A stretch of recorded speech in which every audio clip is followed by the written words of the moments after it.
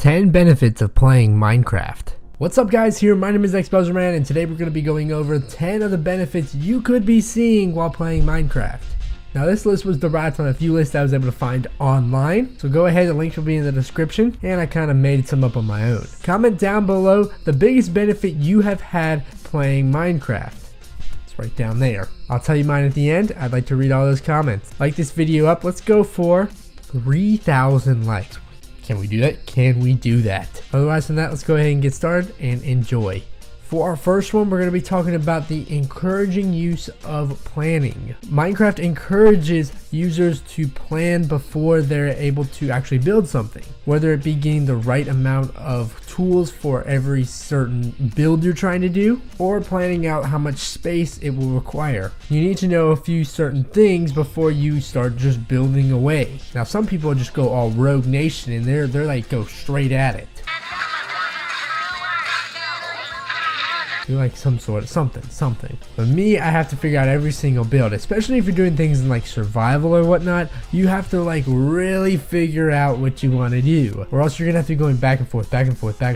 Like if you're making like a wooden house, that's the worst if you run out of materials. For the next one, we're gonna go with the creative thought process, or abstract thinking. The inner machinations of my mind are an enigma.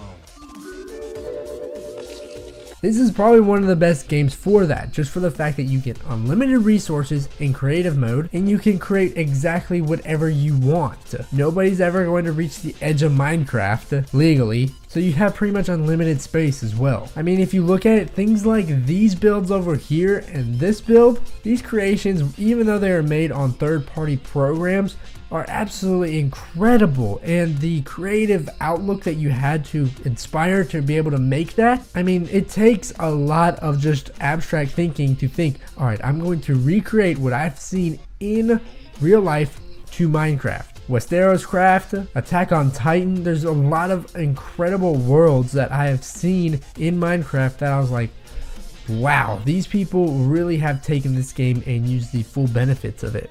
Generally, you see a lot of games are very structured. You know, you have to do certain things in certain ways. I mean, there's some creative ways that you can think around it. Maybe like you go from point A to point B. In Minecraft, there's no point A and point B. There's point A to point B, C, D, E, F, whatever way you want to take it. And that's what makes it so cool. Now, this next one for number 3 is about the community. It can be good and it can be bad.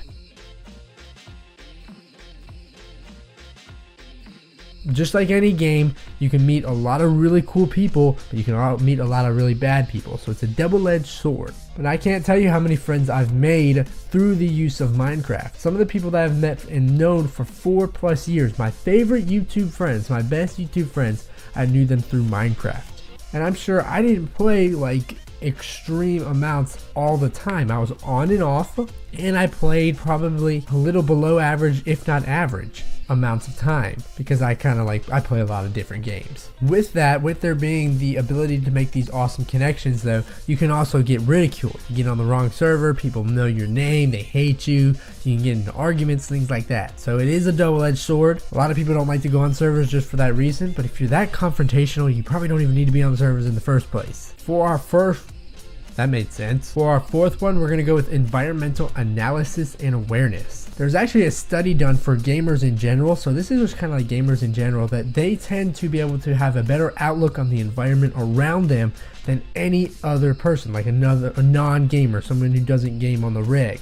So they're able to see things around them and be able to comprehend them in a way that most other people are not able to see. They can see the bigger picture a lot faster and in a different way than someone who doesn't really game. Pretty cool. So if you come up with like a solution, maybe like there is a problem within the neighborhood or something like that, a gamer might have a different outlook on it than a non-gamer, and their opinion might be more universal to everyone as compared to a narrow-minded person who doesn't play games. Now, I'm not saying all people who don't play games are narrow-minded, because that is a total irrelevant statement. I'm just saying you are more likely to be able to think, or it encourages it through playing games. It encourages a bigger picture thinking. Number 5, it's a confidence booster. Whenever you finish something in Minecraft, it's confidence. It's awesome. You know, creating as simple as this build to this huge build, it can inspire a lot of people to just keep going. Maybe someone who doesn't have high self-esteem, through the use of Minecraft, these people with low self-esteem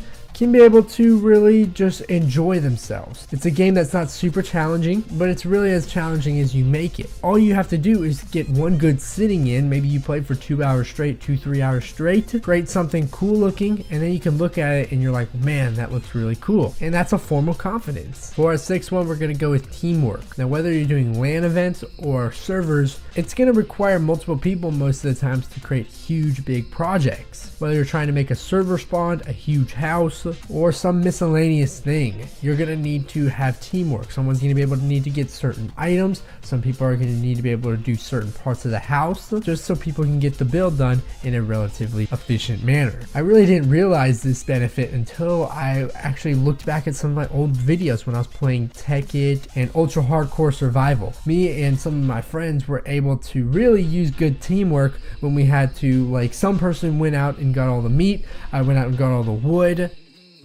They built a certain part of the house, I built a certain part of the lawn, or the area surrounding the house. And I was thinking, wow, we actually did use really good teamwork, and we delegated the work accordingly. That's one of those ones where you just don't think about it as much, but it actually is a very good benefit, especially if you're able to play on servers.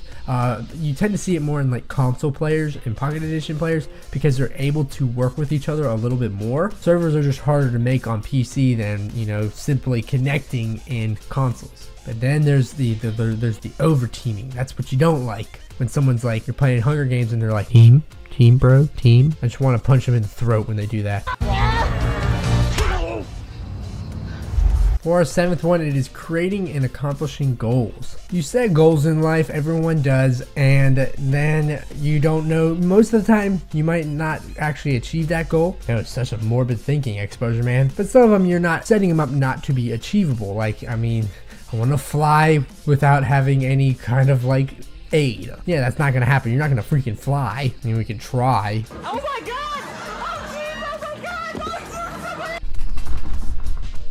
Doesn't work. But in Minecraft, you can do things and it can teach you how to set up realistic goals. Like, I'm going to create this and build this in 2 hours, or I'm going to create what I see this picture right here and represent it into Minecraft. And the feeling of accomplishing that goal is very satisfactional. I think we already talked about this with confidence building. So you can learn to create goals and learn how to achieve those through the use of Minecraft, especially when you're building things. Or maybe you're doing things like a hardcore survival series, and that will slowly allow you to know your limits and what you're able to do in the real world. Maybe you can't fly as a human being, but you can figure out a way to fly a paper airplane or something like that. I don't know. It could be something as simple as that. You can create a goal, figure it out, and accomplish it. 8 is management skills. You're able to either manage how much the allocation of materials, managing over other people, if you're like a server owner or something like that, or if you're just playing with friends, you guys have to learn how to delegate work. So Jimmy over there will have to be working on something, and Peter over there will need to be working on something, and you're gonna have to work on something yourself. Or you can allocate how much use of this particular wood goes to this build, and how much this particular wood goes to this build, how much iron you guys use. It's really helpful when you're doing like survival games, the walls. A lot of mini games require you to be able to manage other people and other materials a lot better. For our 9th one, it's the basic understanding of geology. I can't tell you how incredible it was to go into chemistry and be able to know what an iron ignet is and how to craft certain things. I know I said craft, but be able to know like certain things on the periodic table. Plus, you know, things like diamonds, you know that forging certain things, you know how like forging works. There's a lot of physical, like there's a lot of lessons to be taught in the basic applications of the game. If you think about it, like mining ores, going into strongholds, the railroad system, redstone really helps with your like cognitive abilities. Overall, it's a pretty cool theory how redstone works and how a lot of these material, you don't think of like redstone, like there's not redstone right in my room right now, but you can think of redstone as like electrical currents or things like that, and you get a basic understanding. It's not like you don't get in depth. I mean, you don't know like everything there is to know about creating a diamond sword, but you have a general idea on how it's formed, and you melt the metal, do things like that. Just basic understanding. For our last one, it's a basic understanding of computer sciences or computer applications. This is for the select people who play computer or PC. You're able to know like the back roots of a game or a .exe file. You're able to make servers and learn how servers kind of work, the limitations of a game, how to dedicated RAM I should have to a server.